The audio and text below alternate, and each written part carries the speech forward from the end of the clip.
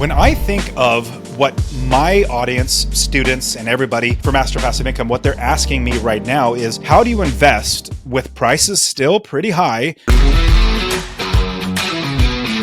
Now, they've come down a little bit, let's say 15, maybe 20% at the very most. Some places maybe a lot less, but they've come down a little bit. But they're still pretty darn high. But the interest rates are really high. And we know the Federal Reserve came out and said they're not going to be cutting rates anytime soon. And with that, that means mortgage rates probably are not going to be affected very much going down.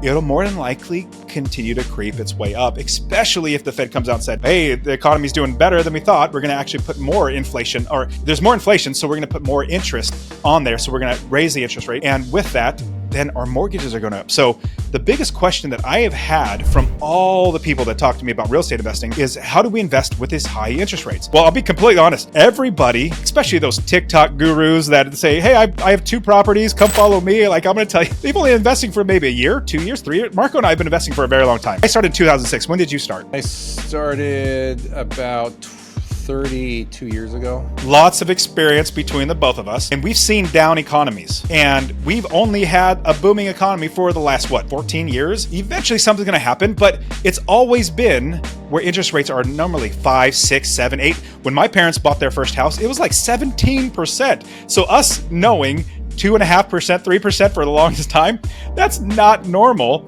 And so what I've seen is students saying, oh, it's so crazy, these interest rates are so high. I'm like, no, it's actually pretty average now. It's just getting back to where it should be.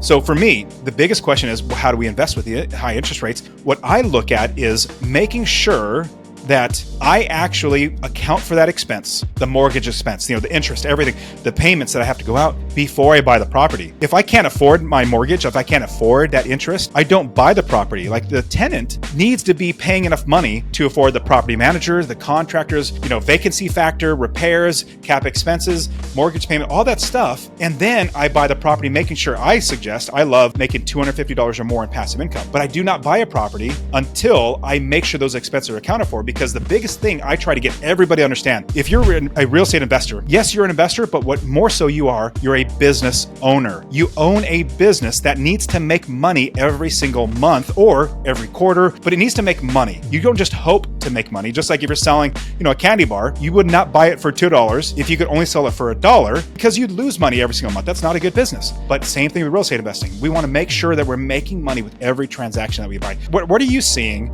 with interest rates right now? Fortunately, we've seen mortgage rates for investors come down from the 8.5% range down into the 7%. So now we're floating plus or minus, depending on credit and the deal itself, somewhere around 7%. The expectation is that these mortgage rates will continue to drop and average out to somewhere close to 6.2% over the course of this year. I really think the Fed is going to loosen up. They're going to stop pumping the brakes and maybe start to, juice the economy. So we'll see mortgage rates come down, which will be good. It'll provide liquidity.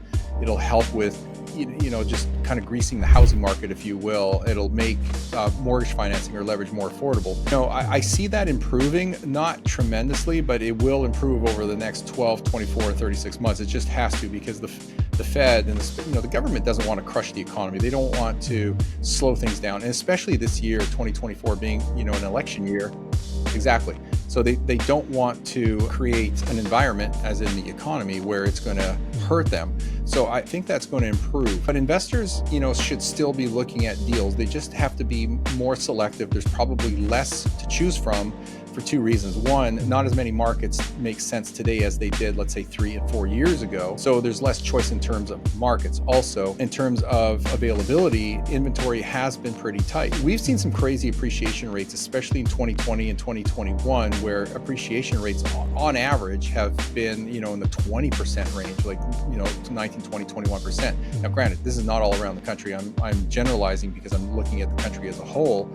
But it was just nuts for 2 years. Now we've seen a tremendous pullback. In fact, in terms of what is expected in this coming year, 2024, in terms of resale home prices, we're probably going to see, again, on average nationwide, an increase of 1 to 2%, which is not a lot. In fact, it's lower than historic norm. But again, I'm chalking into this, the San Franciscos, the Los Angeles, the New Yorks. The reality is it might be higher than that. But conservatively speaking, resale home prices will probably appreciate nominal single digits. It could be anywhere from the 1 to 3% range.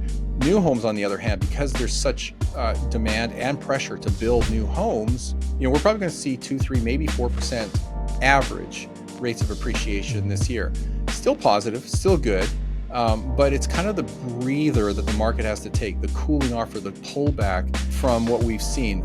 But also keep in mind too, what's also holding back these appreciation rates, which normally would be much higher if we didn't have mortgage rates as high as what they are right now in the 7 to 8% range. These appreciation rates would be at least double that if we were back in the sub 5% mortgage range. Hey, I hope you enjoyed the video. Now, if you want to make passive income by investing in real estate or grow your investments to achieve financial freedom, well, consider joining the Real Estate Wealth Builders Mastermind with me. Now, in the mastermind, we have people that in as little as 18 months have bought enough properties, 12 rental properties, to make money for them passively for financial freedom, and you can too. It's not about having a lot of money to invest. It's about having access to the right information, the right community of people, and the right coaching. So if you're interested in joining, I want you to check the link in the description and join us so that you become financially free by investing in real estate.